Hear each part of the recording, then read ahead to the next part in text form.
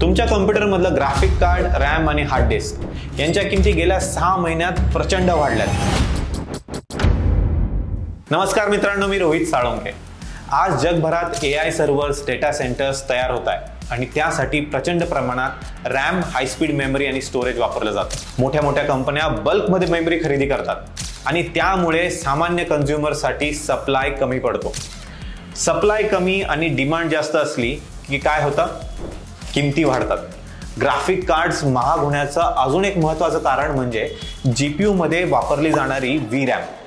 तिची मेमरी आज AI साठी जास्तीत जास्त वापरली जाते। म्हणजे जे कम्प्युटर एडिटिंग किंवा गेमिंगसाठी जे CPU वापरतात, इनडायरेक्टली ती लोक आज AI साठी त्याची किंमत मोजतात आणि याचा सगळ्यात मोठा फटका बसतोय स्टुडंट्स, एडिटर्स, गेमर्स आणि नॉर्मल PC युजर्सला। 5 ते 6 हजारात मिळणारी रॅम आता 8 ते 9 हजाराला जाते। किमती बघितल्या केवढ्या वाढल्यात। आता सगळ्यात महत्त्वाचा आणि मोठा प्रश्न, या किमती कधी कमी होणार? पुढच्या 6 ते 12 महिन्यांमध्ये फार मोठी घसरण अपेक्षित नाहीये। एक्सपर्ट्स म्हणतात 26-27 मध्ये सप्लाय सुधारले तरी किमती मात्र उतरणार नाही, जशाच तशा राहतील। म्हणून PC जर तुम्ही बिल्ड करत असाल किंवा कम्प्युटर घेण्याचा प्लॅन करत असाल तर थोडा विचार करूनच घ्या।